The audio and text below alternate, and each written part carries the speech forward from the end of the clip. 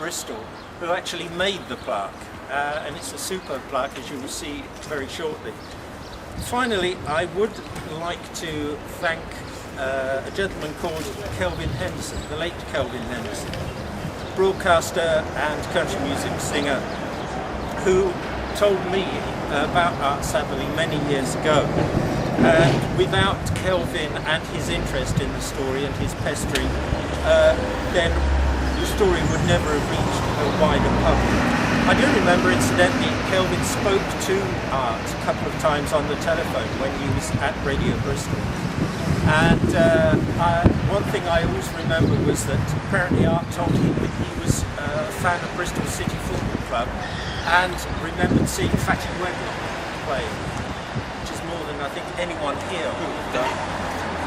I'd rather hope Kelvin's widow is going to be here today, Greta.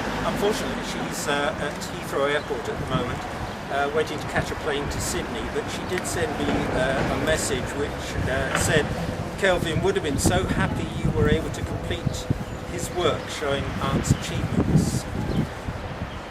Bedminster, of course, we were just talking about this. Bedminster has changed a good deal over the years since Art was born at Anchor Cottages.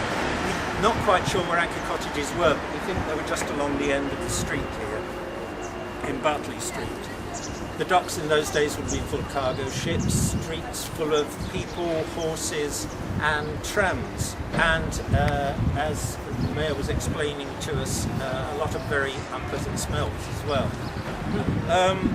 We don't know for sure exactly why Art left Bristol. We do know though that his was not a happy place. That's a lasting memorial to Uncle Art. Thank you. Thanks, Michael. I'd now like to hand over to the Lord Mayor to officiate and explain about the site. Thank you, Stuart. Right, it's my great pleasure to be here. For those who don't know, I was actually brought up in this area. My mother's family lived in the Bedminster area, so I know quite a lot about this area.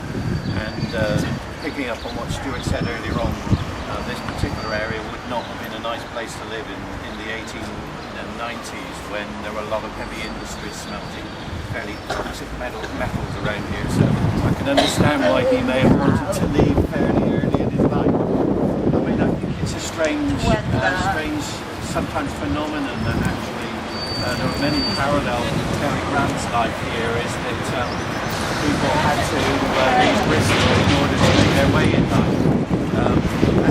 Somebody who's interested in music, the older I get, the more interested I am in the roots of music, and seeing some of the programs on, particularly on BBC Three, about the origins of black music and country music, etc. I'm amazed at the fact that Art.Satherley's name is not better known. Certainly, it was not a name that was known to me prior to me being briefed about this particular event. But without people like Art, certainly a lot of the black music that was being created in the 1910s and 20s and 30s may not have been preserved for us today, and so we need to celebrate Art's life and his skills in promoting that music and country music, and discovering people like Gene Autry and Johnny Cash, promoting those people that we can celebrate today. So without further ado, it gives me great pleasure to unveil this particular blue plaque in Art.Satherley's name and in his memory, and to commemorate his work.